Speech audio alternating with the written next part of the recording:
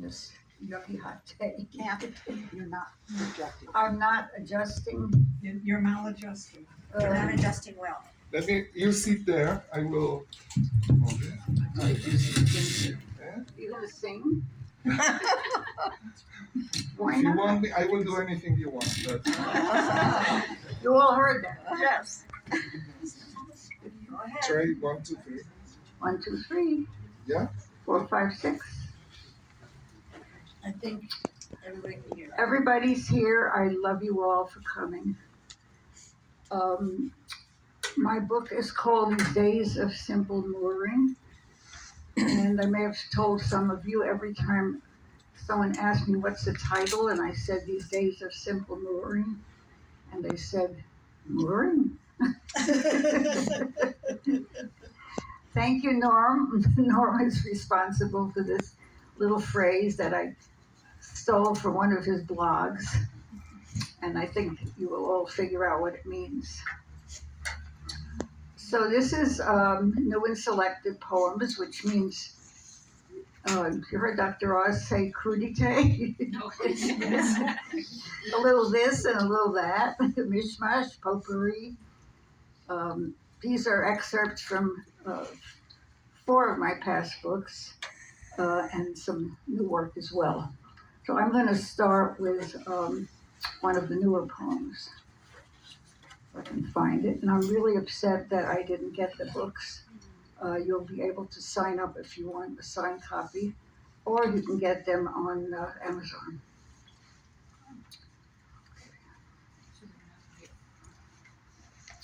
This is called What We Did Sundays During the War.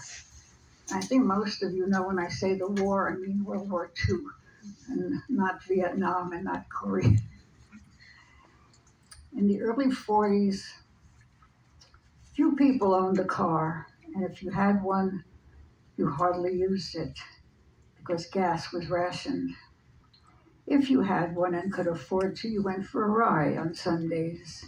Otherwise, you went for a walk.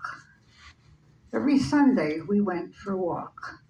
My mother and father, my sister and I, over the bridge, past Starlight Park, up the hill, around the corner to visit cousin Benny, my father's nephew, on Benny's father's side. Benny was a doctor, but we got to call him Benny. There was a stoop, a waiting room for patients, Benny's office, a kitchen. We never got past the kitchen, but there must have been bedrooms, a bedroom somewhere back there. I hung out in the waiting room. It was piled with magazines I never saw anywhere else, like Esquire. When it was a sick visit, I was brought into the office and sat up on the exam table. On Sundays, we came into the kitchen, drank coffee, ate strudel.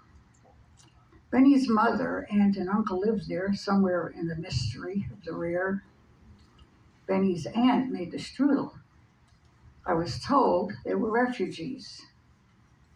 His Uncle Martin had a wife and children he hoped to bring out after the war. Martin, Benny's uncle on his mother's side, was a photographer. He loved taking pictures of our family. He even took one of my sisters sitting on the exam table at Benny's office. We glued those pictures into our family album. After the war ended, we'd still walk to Benny's on Sundays. His mother and his aunt and uncle sat in the kitchen, silent and somber. His aunt no longer offered coffee and strudel. Uncle Martin stopped taking pictures. Okay, I'm moving to my first book, The Invisible Telling Its Shape. If I can find it. And this is the first poem in my first book. It's called I'm Not Playing Around. A dozen scratches it takes to stop him. A kick in the groin, and I'm not above hair pulling either. I'm this fierce match scraping a sidewalk. This kid, this 8-year-old kid, making herself visible. And summer school, my Bronx friends here. New York, not Bronx, right? This is sort of annoying me. Let's see if I can get this a little. No, that's not going to work either. I'm going to stand up.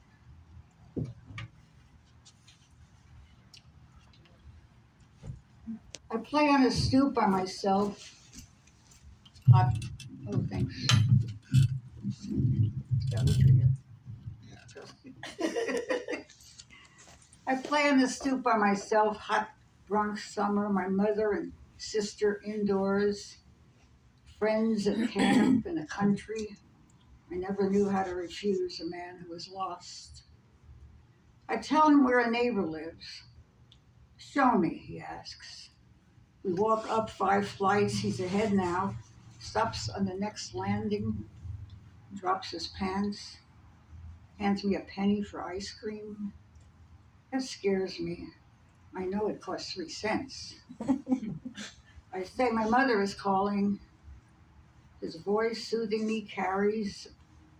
A neighbor hears us, comes out to check. He pulls up his pants, runs away. They call the police. I describe him. Red hair, freckles. I am 5. My mother takes the penny, throws it out the window. Don't we give you enough? I don't know it yet, but it's true. From that day I will never have enough ice cream or money or time to tell how a sense of danger grips me when anything is exchanged between me and a stranger. Then possibilities of love or friendship pivot, and what is enough between us?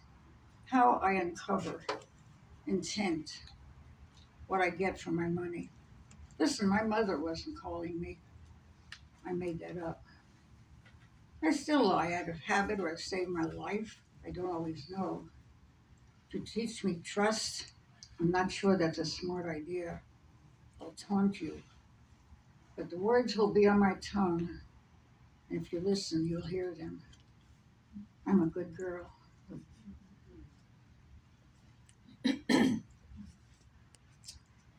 And this one is called, maybe this is about smoke.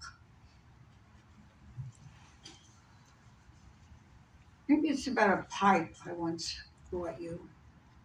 A briar enclosed in silver filigree, handmade and individual, vacation photographs, pipes in your right hand, an elbow on a knee, the dark cocoa smell of a special blend of tobacco.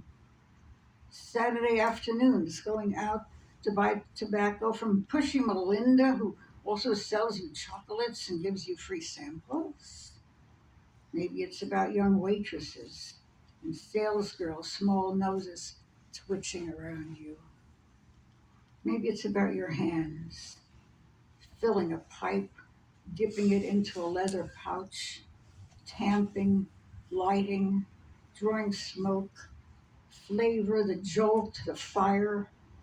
My mother breathing through a respirator, the doctor asking whether she ever smoked, my father's emphysema, my inability to tolerate smoke, my anger, your accommodation, smoking after hours in the chilly garage before coming to bed. Maybe it's about polarity. Maybe it's about our relationship, how it clouds over, how it becomes impacted and then turns to ashes and reignites. Maybe it's about friction and residue and mastery, what we breathe in each other's presence, what dissolves and what stays on the tongue and the teeth. Maybe it's about my fear of losing you. Okay, I'm going to move on to my next book, which is called Breathing Like a Jew. It was very, I'm not speaking for all Jews. Okay, this is The Power in My Mother's Arms. My mother stretched dough thin, thinner to its splitting edge. All that certainty gripped her wrist, while she sieved breadcrumbs through her fingers, nuts and sugar and apples and lemon rind, laying down family legends like seams in a rock. Then she rolled it all up the sweet length of the dining room table. Beaten egg glazed atop, and still aroma to come, cooling and slicing. I didn't mind her watching me eat. I'd give back the heat of my need gladly, fuel to keep the cycle elemental if you watch birds feed their young. To every celebration, she matched the flavor, giving us memory, giving exile the bite of bitter herbs.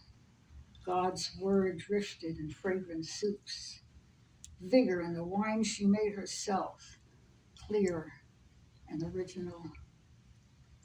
My mother's death changed the alchemy of food. Holidays run together now like ungrooved rivers. I forget what they are for.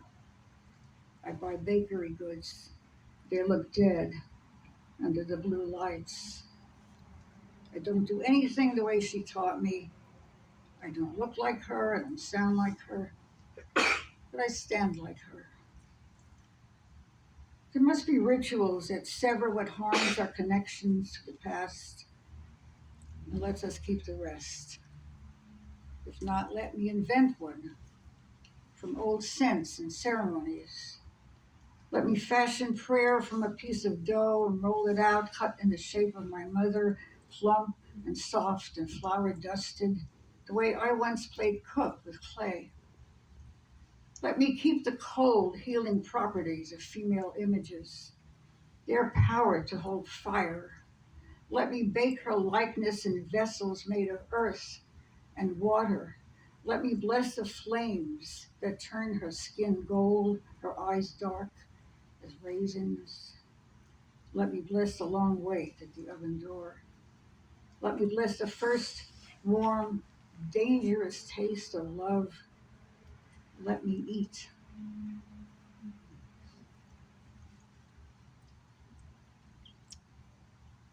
And the next book is Sacred Graffiti.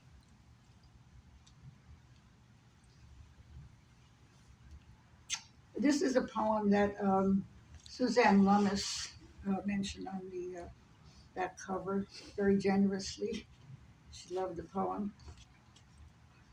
I hope you do too. It's called Agapanthus Jacaranda Bougainvillea. Oh, let me have some water first.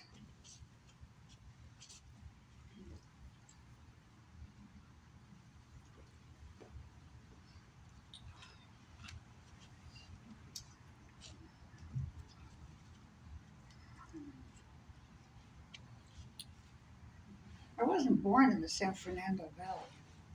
Florence, you're not talking into the microphone. I said I wasn't born in the San Fernando Valley. You could say that. My beloved high school in the South Bronx is closing forever. Forever. I could dance to that stunted riff. I could cry. Where are the girls who sang Gilbert and Sullivan? Where are the tenors? I met one once. He served me pizza in Queens. I hoped he was on his way. I was on the way to transit. Across the country in a 53-year-old's, surprised how bleak Texas was. I'm not surprised anymore. How red was Missouri, or was it Kansas? Missouri was so quiet, we had to leave a restaurant when my baby screamed bloody murder. That's the baby I'm talking about. We got to LA in May.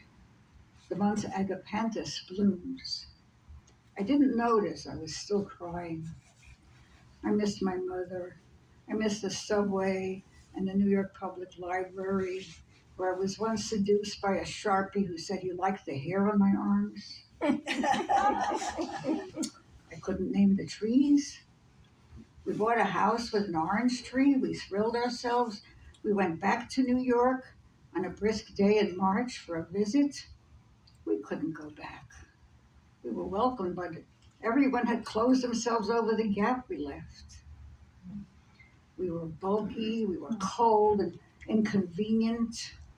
We slept in guest rooms and we ate in Korean restaurants. We were no longer cosmopolitan.